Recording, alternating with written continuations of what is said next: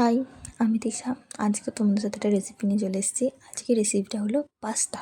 আমি কীভাবে সেই পাস্তাটা করি সেটাই তোমাদের সাথে আমি শেয়ার করব। প্রথমেই কড়াটা বসিয়ে দিলাম, গ্যাসটা জ্বেলে তাতে জল দিয়ে দিলাম, সামান্য একটু নুন দিয়ে দিয়েছি। জলটা ফুটুক ততক্ষণ কী কী কেটে নিয়েছি দেখে নিই। এটা পেঁয়াজ কেটেছি, বিনস কেটেছি, গাজর কেটেছি, কাঁচা লঙ্কা আর রসুন কেটেছি। এই যে মশলা বলতে আমি এখানে ইউজ করব ম্যাগি মশলা, একদম সহজ পদ্ধতিতে করব। জলটা আমার ফুটে গেছে, এবার আমি পাস্তাগুলো তুলে দেবো। পাস্তাগুলো সেদ্ধ হয়ে যাক। তারপর এই তো ছেঁকে নিলাম, ঠান্ডা জলে ভালো করে একটু ধুয়ে নিলাম, নাহলে একটার সাথে একটা জড়িয়ে যাবে। এই যে ঠান্ডা জলে আমি ভালো করে ধুয়ে নিচ্ছি, তোমরা দেখতেই পাচ্ছ।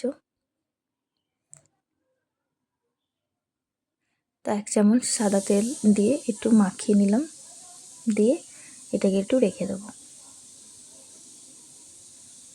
একদম সহজ, ছোটরাও করতে পারবে। তারপর ওই কড়াতে একটু তেল দিয়ে দিলাম, রসুন দিয়ে দিলাম, কাঁচা লঙ্কা দিয়ে দিলাম, গাজর দিয়ে দিয়েছি। এবার হালকা করে গাজরটা একটু নাড়িয়ে চাড়িয়ে ভেজে নেব। গাজরটা হালকা একটু ভাজা হয়ে গেলে এবার বিনস দিয়ে দেবো। বিনসটাকেও দিয়ে হালকা করে একটু ভেজে নেব। যখন গাজর আর বিনসটা একটু ভাজা ভাজা হয়ে যাবে তখন তুলে দেবো পেঁয়াজ। পেঁয়াজটাকে দিয়ে নাড়িয়ে চাড়িয়ে একটু হালকা হালকা ভেজে নেব।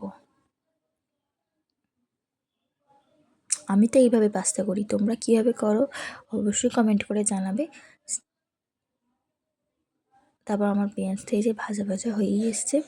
এবার এখানে আমি একটু ব্যবহার করব ভিনিগার, অল্প সামান্য, তোমরা না দিলে নাও দিতে পারো, আমি দিয়েছি। আর একটু সয়া সস দিয়ে ভালো করে নাড়িয়ে চাড়িয়ে নিচ্ছি।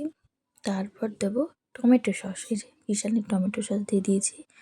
তারপর পাস্তাগুলো তুলে দিয়ে তারপর ম্যাগি মশলা দিয়ে দিচ্ছি, মানে টমেটো সসটা দিয়ে আমি পাস্তাগুলো দিয়েছিলাম।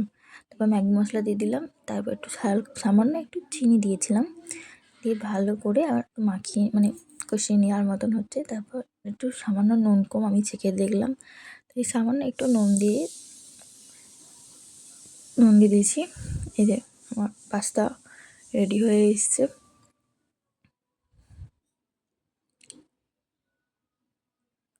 এই রইল আজকের ভিডিও। কেমন লাগলো অবশ্যই কমেন্ট করে জানাবে। আজকের মতন চললাম, বাই।